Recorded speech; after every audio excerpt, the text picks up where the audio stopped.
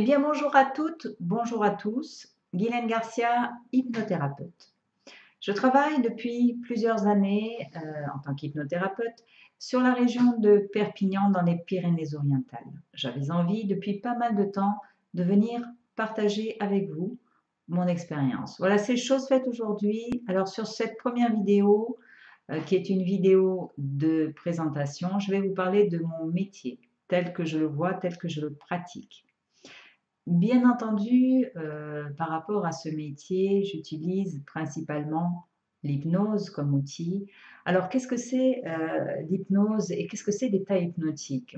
En fait, l'état hypnotique, c'est un état naturel. C'est l'état dans lequel vous êtes, d'ailleurs plusieurs fois par jour, sans même vous en rendre compte. C'est par exemple l'état dans lequel vous êtes tous les soirs, juste avant de vous endormir, cet état entre la veille et le sommeil, quand le corps est lourd, les idées vont et viennent, pour autant on ne dort pas. C'est cet état-là, l'état hypnotique. Il permet effectivement d'aller utiliser tout ce stockage d'informations qui sont en nous et ça permet d'avancer sur des thérapies souvent brèves et comportementales.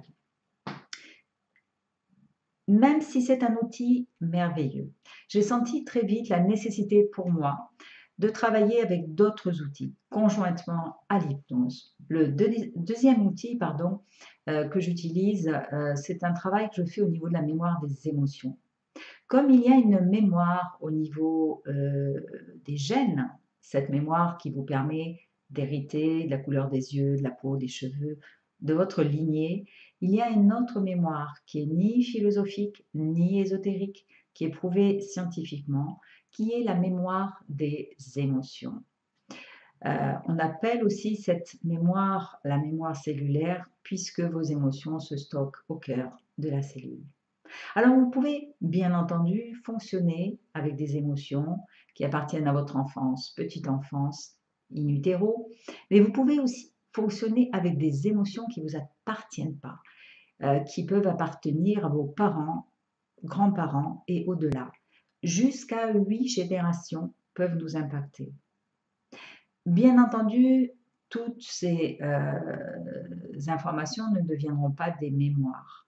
Simplement, celles qui deviendront des mémoires, c'est celles qui seront très puissantes, soit des mémoires agréables ou désagréables.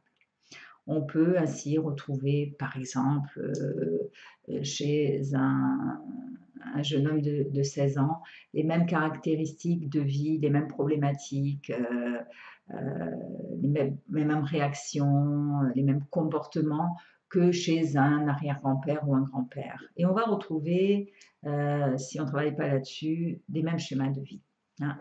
Nous reparlerons de cet outil plus tard, plus en détail, car il est vraiment merveilleux et il ouvre des portes sur des solutions quelquefois inattendues, en tout cas formidables.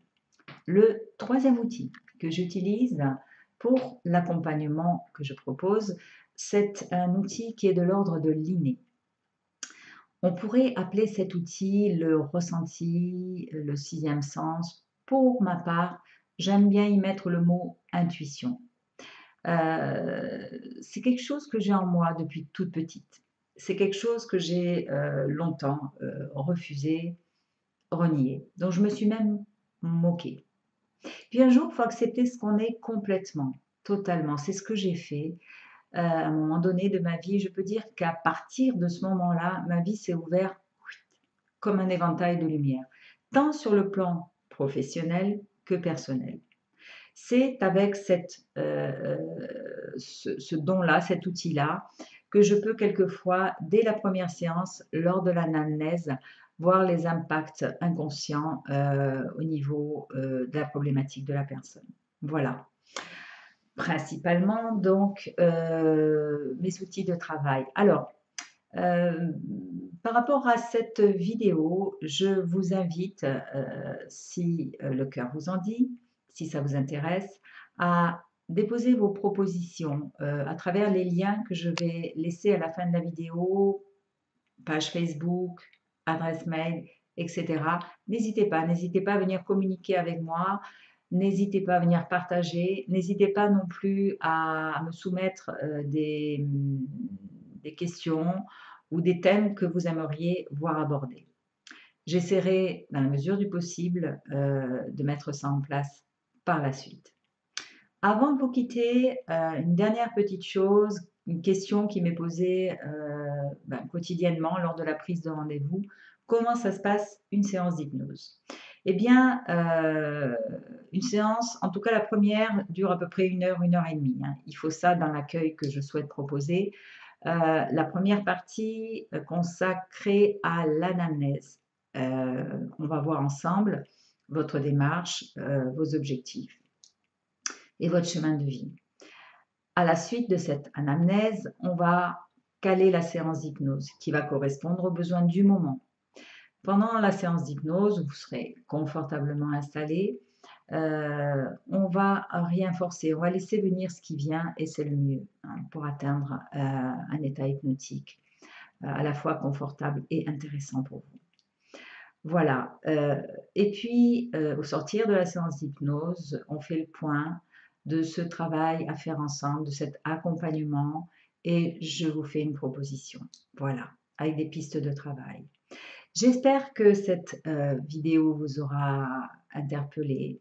En tous les cas, c'était un véritable plaisir pour moi de venir partager avec vous pour la première fois. Je vous dis à très bientôt et en attendant, prenez soin de vous. Au revoir.